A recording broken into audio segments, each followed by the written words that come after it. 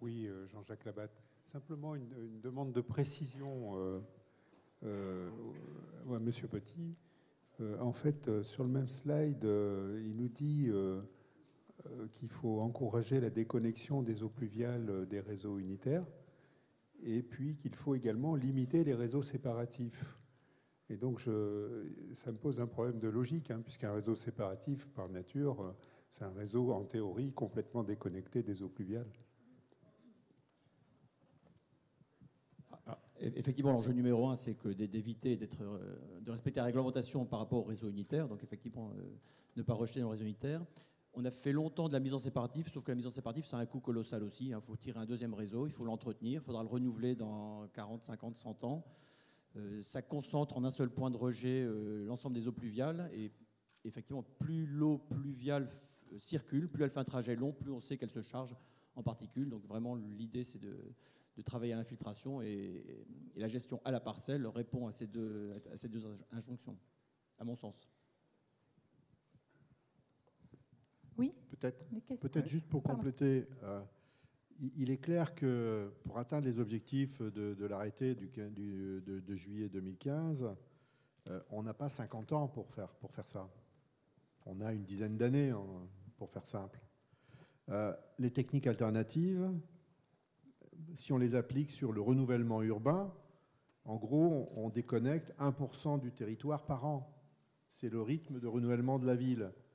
Ça veut dire qu'il faudrait attendre 100 ans pour qu'on obtienne les objectifs. Donc il est clair que dans certains cas, le réseau séparatif reste une solution. Il ne faut pas opposer les techniques, elles sont toutes complémentaires. Bien évidemment, la première, celle qui doit être mise en avant, c'est les techniques alternatives parce que c'est celle qui coûte le moins cher. Mais massivement, vis-à-vis d'un sous-bassin versant, on ne peut pas être opérationnel en 2 ans, 5 ans. Patrick Fresnel. Oui. Je suis administrateur d'une ONG Eau Vive. C'est une ONG qui travaille surtout en Afrique de l'Ouest, sur 5 pays, sur les problèmes d'eau en général.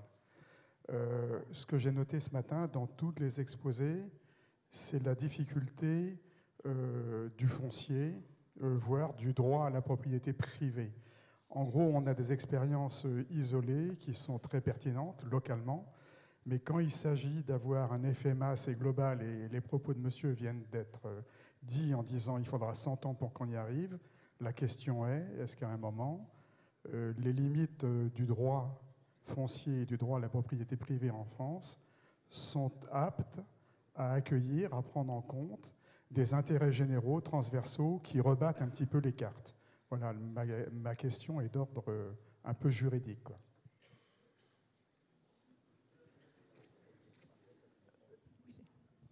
Juste un élément de réponse, ce ne sera certainement pas suffisant, mais rappelons quand même que le Code civil, qui a été écrit du temps de Napoléon, prévoit que le propriétaire d'un sol est propriétaire de l'eau qui tombe sur son sol. Et que si on ne peut pas empêcher les écoulements naturels de l'eau de se faire, on n'a pas le droit de les aggraver, sinon il faut compenser. Voilà. C'est le pendant peut-être quand même de la propriété privée. Merci. Est-ce qu'il y a une autre question? Oui, Régine Bruni pour France Nature Environnement. Juste une précision, peut-être, c'est à l'adresse de Monsieur Petit. Il a été plusieurs fois question d'un arrêté. Est-ce qu'on pourrait nous préciser de quel arrêté il s'agit? Et puis, voilà, je voulais profiter de l'occasion, et c'était vraiment trop tentant, un petit message à l'attention de Monsieur Couturier, dont je salue ici l'investissement au niveau donc, du Sage Estuaire, avec effectivement un immense travail qui a été fait. Et donc, France Nature Environnement, évidemment, ne peut que voilà, s'interroger, et non seulement s'interroger, s'indigner sur la destruction de zones humides pour un grand projet, voilà, qui n'a pas été cité tout à l'heure, mais qui impacte plus de 900 mètres carrés, enfin kilomètres carrés de zones humides, et dont la compensation voilà, pose d'énormes problèmes. Donc voilà, je voulais quand même signaler cet aménagement destructeur. Juste deux mots rapidement. C'est l'arrêté du 21 juillet 2015 donc, qui précise ce que doivent respecter les stations d'épuration et les systèmes d'assainissement de collecte.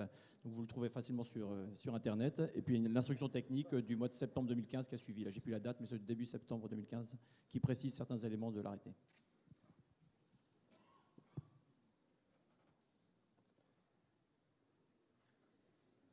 Oui, une petite question. Patrick Guedgeluc, architecte à la retraite et conseiller à la ville de Béret. On parle beaucoup de traitement des eaux pluviales et pour s'en défaire. Une chose aussi qui peut être auquel on peut penser, c'est s'en servir. Or, moi, puisque j'ai pratiqué mon métier en région parisienne, la réutilisation de l'eau pluviale pour les sanitaires, qui représente à peu près 50% de la dépense d'eau potable, c'est un point qui est important. Je l'ai réalisé dans 2 pavillons. Bon, alors ça pose le problème de l'installation, mais qui financièrement se récupère au niveau d'un an.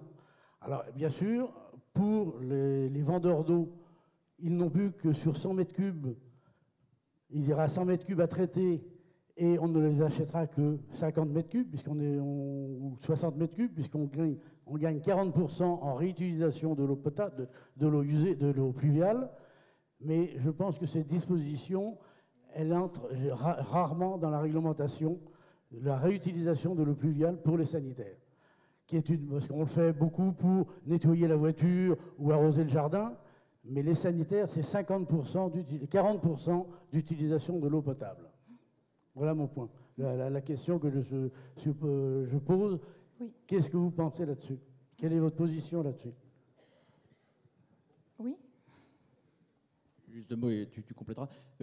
Tout ce qui est effectivement stockage des eaux pluviales, par exemple, participe également aussi à la réduction du ruissellement. Effectivement, alors si la cuve est pleine et qu'il y a 3 pluies de suite, malheureusement il n'y a pas de stockage, mais elle sera plus souvent à moitié vide et permettra de stocker une partie de l'eau pluviale. Ça, c'est bénéfique pour une gestion locale des eaux pluviales.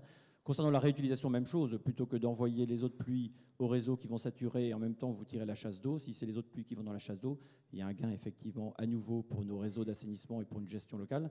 La problématique après, c'est à nouveau, c'est qui supporte le coût. Alors effectivement, il y a le service, je rappelle que les services d'eau et d'assainissement supportent 80% de coûts fixes. Donc effectivement, il va falloir les financer. Donc il y aura forcément une augmentation du prix de l'eau s'il y a moins de recettes. Et par contre, il y a aussi l'assainissement, c'est-à-dire qu'on amène le service de traitement des eaux usées de votre chasse d'eau. Et par contre, il n'y a pas de base de financement. Donc il se pose la question d'aller mesurer combien d'eau pluviale vous avez utilisé pour qu'on puisse vous facturer l'assainissement derrière. Mais c'est vraiment une problématique de territoire. Qu'est-ce qui est effectivement avantageux pour le territoire et quel gain global pour l'ensemble de la population. Pour compléter également, encore une fois, il ne faut pas opposer les solutions de gestion des eaux pluviales. Juste une petite rectification, l'utilisation de l'eau pour les toilettes, c'est 10% de la consommation, ce n'est pas 40%. Mais lorsqu'on récupère de l'eau, on ne récupère uniquement que les eaux de toiture. Il reste les eaux de toiture, globalement, c'est 1/3 des surfaces imperméabilisées. Les techniques alternatives permettent de travailler sur 100% des surfaces imperméabilisées. Elles permettent par ailleurs donc ça veut dire que si je gère les eaux pluviales de toiture pour les récupérer, j'ai encore les 2/3 de toute façon à gérer. Par ailleurs, si j'utilise les techniques alternatives, je réalimente les nappes phréatiques. Et ces nappes phréatiques, on y puise notamment les eaux de consommation, où il y a un réseau qui existe, qui est entretenu avec une maîtrise de la qualité au niveau du point de production. Et il faut donc faire très attention à toutes les problématiques de santé publique. Des intoxications avec des eaux pluviales récupérées, ça existe. On en a connu.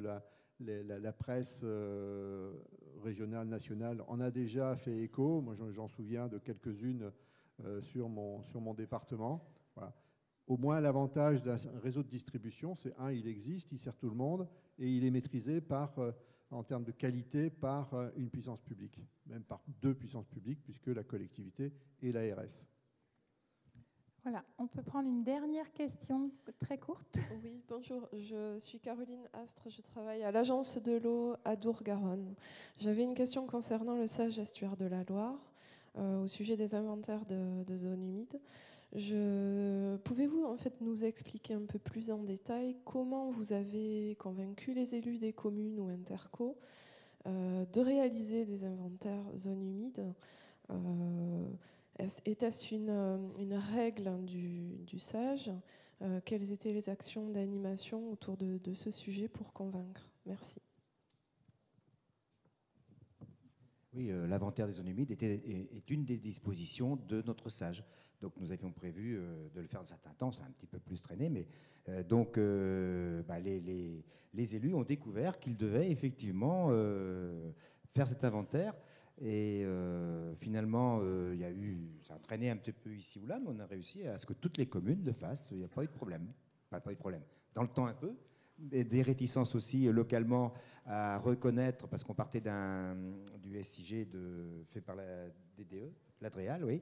Et donc après, le groupe de travail allait sur le terrain et d'abord travailler sur documents et ils pouvaient constater qu'effectivement, au vu de leur connaissance du terrain, c'est important que ce soit fait vraiment à l'échelon local, au vu de ce qu'ils connaissaient du terrain, eh bien, ils étaient en accord ou pas avec les documents de l'Adréal. Et ensuite, quand il y avait des doutes, il y avait toujours plusieurs tournées, plusieurs après-midi de matinées pour aller sur le terrain, lever les doutes. Et s'il y avait vraiment un doute, un désaccord formel entre les membres du groupe, eh bien, il y avait avec la tarière, le test pédologique pour confirmer ce qui apparemment n'était pas une zone humide vue de l'extérieur, mais qui en était une réellement. Donc voilà comment on a procédé.